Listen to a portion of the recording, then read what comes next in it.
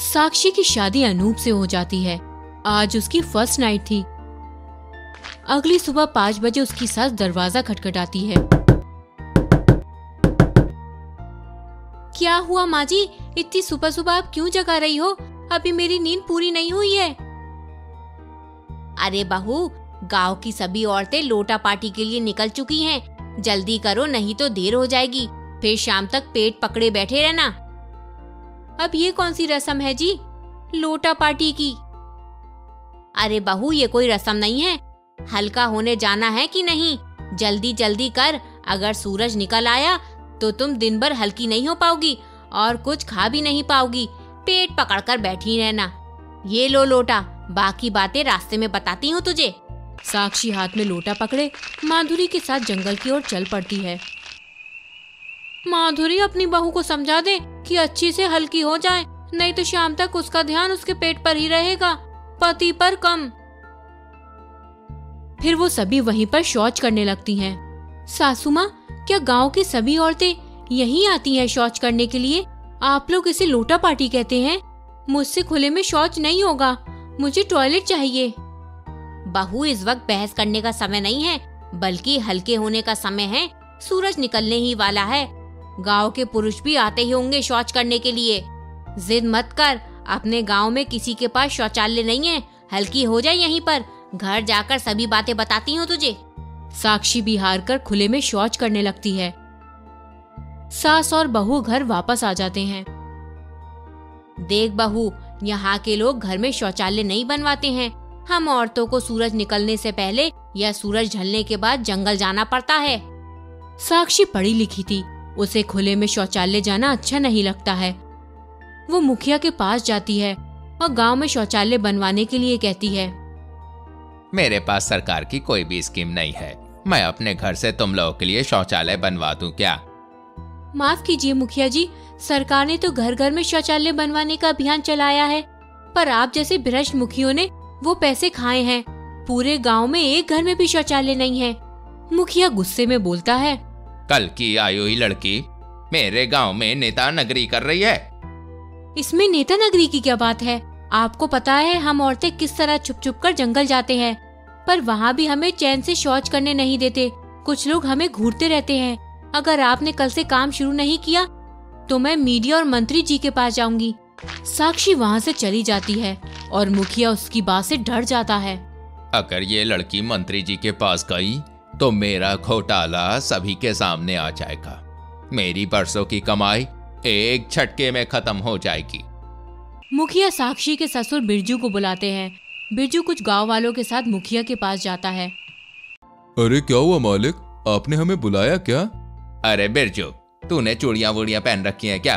अपनी बातें बताने के लिए बहू बेटियों को आगे भेजता है। बताओ गांव वालों, ये बिरजू और उसकी बहू पागलों वाली बातें करते हैं कि नहीं? ये घर घर में शौचालय बनवाना चाहते हैं। भला बताओ, घर में कोई शौचालय बनवाता है क्या? अरे जिस घर में खाना खाओगे, पूजा पाठ करोगे, उसी घर में शौच करोगे और गंदगी फैलाओगे। अरे कुछ तो डरो ऊपर वाले से। पर मालिक, बहू बता रही थी कि सरकार चाहती है कि घर घर में शौचालय बने। अरे मूर्ख, सरकार का क्या है? वो तो कुछ भी कहती रहती है। उन्हें हमारी संस्कृति से क्या लेना देना है? हमें अपनी संस्कृति को खुद बचाना पड़ेगा। सभी गांव वाले मुखिया की बातों में हाँ में हाँ मिलाते हैं और बिरजू भी अपनी बहू के कारण शर्मिंदा होता है। मुखिया गांव वालों से इस तरह की बातें करता है जिससे गांव वाले उसकी बात सुनकर शौचालय न बनवाएं। ठीक है बिरजू, तुम कहते हो तो मैं अपनी जेब से पैसा खर्च करके गांव में 2 शौचालय बनवा देता हूँ। इधर बिरजू जब घर वापस आता है तो माधुरी पूछती है। क्या हुआ जी, सब ठीक तो है ना? मुखिया जी ने आपको क्यों बुलाया था? क्या बताऊं, अपनी बहू के पांव और जुबान खूब चलने लगे हैं। उसने मुखिया के पास जाकर उनसे पंगा ले लिया। अब वो हम दोनों को चैन से गांव में रहने नहीं देंगे। कुछ ही दिनों में शौचालय बनकर तैयार हो जाता है। गांव वाले बहुत खुश थे इस बात से, खासकर गांव की औरतें। अब उन्हें जंगल नहीं जाना पड़ता। गांव वाले साक्षी की खूब बड़ाई करते हैं। ये देखकर मुखिया को गुस्सा आता है कि सभी लोग साक्षी की वाहवाही कर रहे हैं। एक दिन सुबह के समय गांव वाले शौचालय के बाहर खड़े होकर अपनी अपनी बारी का इंतजार कर रहे होते हैं।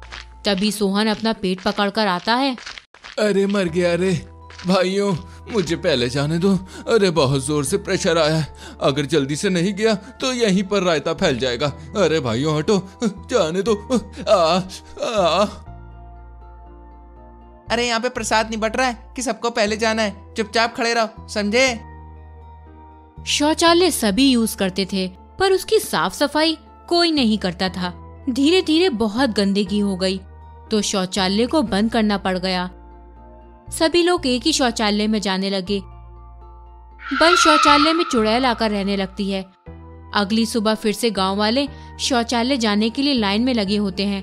तभी वहां हप्पू नाम का एक आदमी आकर अपना पेट पकड़ते हुए कहता है, अरे हट जा भाई, पहले मुझे जाने दो। अरे बहुत जोर से आ रही है, अब ज्यादा देर हुई तो यहीं लीक हो जाएगा। अरे तुम आकर लाइन में क्यों नहीं लगते हो? जब पूरी तरह आउट ऑफ कंट्रोल हो जाता है तभी दौड़ना शुरू करते हो। इसी चक्कर में तुमने पीली कर ली आधी। हटो, जाओ यहाँ से। अरे भाई, रात में शराब के साथ चना ज्यादा खा लिया, अभी ये सब सुनने का वक्त नहीं है। चलो जल्दी से हट जाओ रास्ते से। तुम नहीं सुधरोगे, तुम पूरे टॉयलेट को गंदा कर दोगे। हप्पू जल्दी से दूसरे शौचालय में चला जाता है और उसके सामने चुड़ैल खड़ी होती है। आ जाओ, काफी दिनों के बाद शिकार खुद ही चलकर आया है। चुड़ैल को देखकर हप्पू धूती में ही टॉयलेट कर देता है। एक से तो छुटकारा मिला, तो अब ये कमबख्त चुड़ैल आ धमकी। चुड़ैल मुझे जाने दो, जिस काम के लिए आया था वो अब हो चुका है। हप्पू की ऐसी हालत देखकर चुड़ैल हंसने लगती है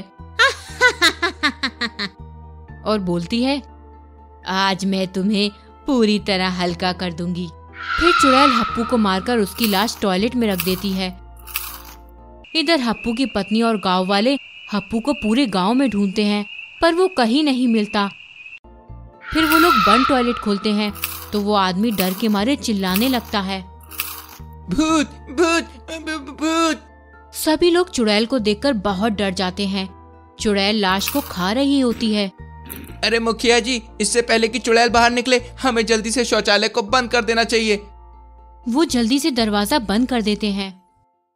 मैंने कहा था ना कि टॉयलेट हमारे गांव के लिए सही नहीं है। अब देखो क्या हुआ, आ गई ना मुसीबत हमारे गांव में।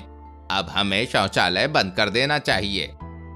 बंद कर देना कोई समस्या का समाधान नहीं है। ये चुड़ैल शौचालय की गंदगी से आई है। हमें शौचालय को रोज साफ करना पड़ेगा और उस टॉयलेट में बल्ब लगाना चाहिए। ये चुड़ैल अंधेरे और गंदगी के कारण आती है। रोशनी और सफाई से ये चुड़ैल यहाँ से भाग जाएगी। गांव वाले मिलकर टॉयलेट की साफ सफाई करते हैं और उसमें बल्ब लगाते हैं। चुड़ैल रोशनी के कारण वहाँ से भाग जाती है। सभी लोग खुशी से गांव में रहने लगते हैं।